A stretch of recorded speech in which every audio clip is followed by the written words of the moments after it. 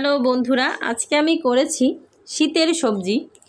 বন্ধুরা, শীতকালের সবজিটা আসলেই অনেক মজাদার, সেটা তোমরা সবাই জানো। আর সেটা যদি একটু মাছের মাথা দিয়ে যদি ভেঙে চুড়ে যদি একটু ঘন্টর মতো রান্না করে, সেটা তো আর একটু বেশি মজা। বন্ধুরা হ্যাঁ, আজকে আমি করেছি পাঁচমিশালি সবজি মাছের মাথা দিয়ে।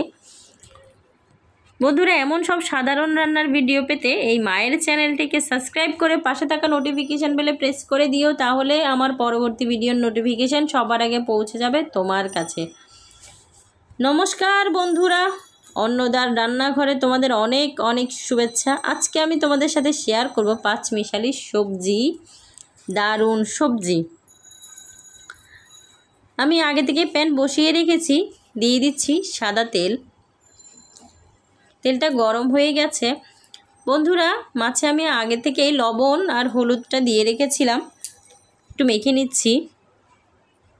তেল গরম হয়ে গেছে, মাছগুলো দিয়ে দিব এক এক করে।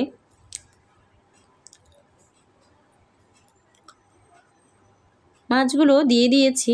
বন্ধুরা, তোমাদের কার কার সবজি খেতে পছন্দ অবশ্যই কমেন্ট করে জানিও, কারণ তোমরা কমেন্ট করে জানালেই অনেক বেশি ভালো লাগে, উৎসাহ পাই যে কিছু ভিডিও বানাবো। তাই তোমরা অবশ্যই কমেন্ট করে জানিও।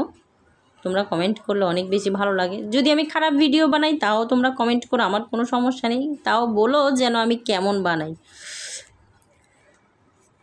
মাছটা এক সাইড ভাজি হয়ে গেছে, আবার একটু উল্টে দিচ্ছি, কারণ মাছগুলো একটু লাল লাল করে ভাজতে হবে, যেহেতু আমি এটা সবজিতে দিব।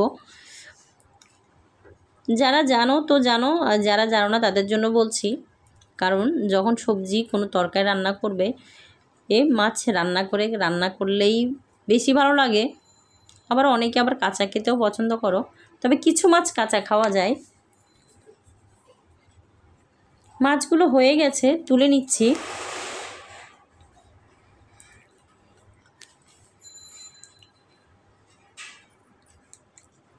মাছ ভাজা কড়াইতেই আমি একটু দিয়ে দিচ্ছি আবার তেল।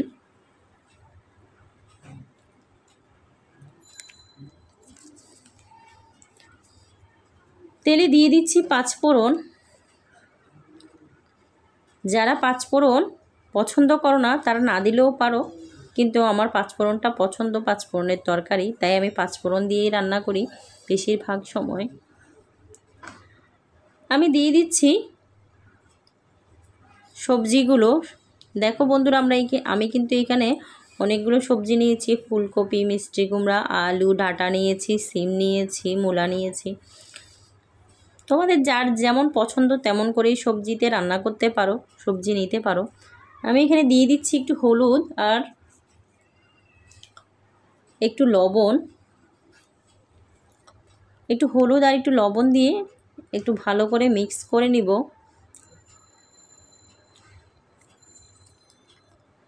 ভালো করে মিক্স করব, যেন সব হলুদটুকু আর লবণটুকু যেন ভালো মতো হয়, গায়ে লেগে যায়। ঢেকে দিচ্ছি কিছুক্ষণের জন্য, কারণ এটা ঢেকে না দিলে এটা সিদ্ধ হবে না, তাই ঢেকে দিচ্ছি। দেখো জল বেরিয়েছে অনেকখানি। দিয়ে দিচ্ছি কাঁচামরিচ বাটা, দিয়ে দিচ্ছি আদা বাটা, আবার একটু নেড়ে মিক্স করে দিচ্ছি ভালো করে।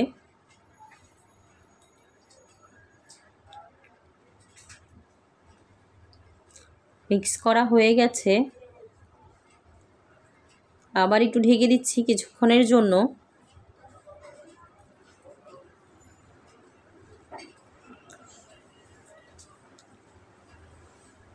দিয়ে দিচ্ছি পরিমাণ মতো জল। আমার সবজিটা হতে যতটুকু জল লাগে ততটুকুই পরিমাণ মতো জলটুকু দিয়ে দিয়েছি।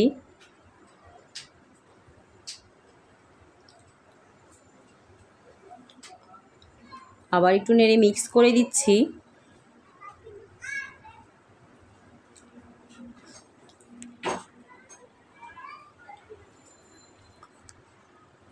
মিক্স করা হয়ে গেছে, জলটা পরিমাণ মতো যতটুকু লাগে তোমরা ততটুকুই দিও। আমি মাছের মাথাগুলো একেবারেই দিয়ে দিচ্ছি। তোমরা কিছুক্ষণ পরে দিলেও পারো, সমস্যা নেই।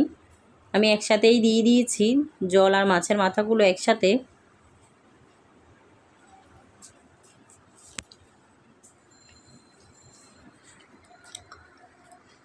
কিছুক্ষণ পর ফিরে এলাম, একটু নেড়ে মিক্স করে দিচ্ছি। দেখো আমার সবজিগুলো থেকে অনেকখানি জল বেরিয়েছে। আবার একটু নেড়ে মিক্স করে দিব। আমি একটা মাছের মাথা ভেঙে দিচ্ছি, কারণ মাছের মাথাটা ভেঙে না দিলে ভালো লাগবে না, কেমন আলাদা আলাদা লাগবে। তাই মাছের মাথা আর কিছু সবজি একটু ভেঙে দিব। তোমরা চাইলে ভাঙতে পারো, ভাঙলেই ভালো, কারণ জিনিসগুলো নয়তো সব আলাদা আলাদা দেখা যাবে সবজিগুলো।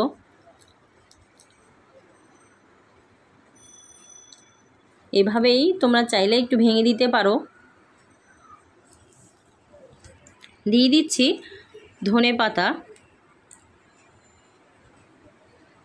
বন্ধুরা আমি কিন্তু এই সবজিটা রান্না করতে তেমন কোনো মশলা ব্যবহার করিনি, খুব কম মশলাই ব্যবহার করেছি।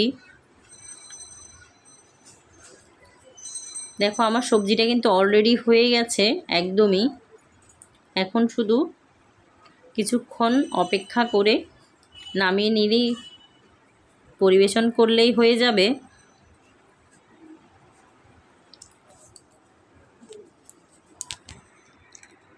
বন্ধুরা এই যে দেখো পরিবেশন করে ফেলেছি। বন্ধুরা তোমরাই দেখে বলো কেমন হয়েছে। বন্ধুরা এমন সব সাধারণ রান্নার ভিডিও পেতে মায়ের চ্যানেলটিকে অবশ্যই সাবস্ক্রাইব করে দিও। ভিডিওটা কেমন লাগলো অবশ্যই তোমাদের মূল্যবান মতামতটুকু জানিও। আর ভিডিওটা ভালো লাগলে লাইক কমেন্ট শেয়ার করতে ভুলো না। আর সব শেষে বলবো তোমরা সবাই ভালো থেকো, সুস্থ থেকো। ধন্যবাদ সবাইকে।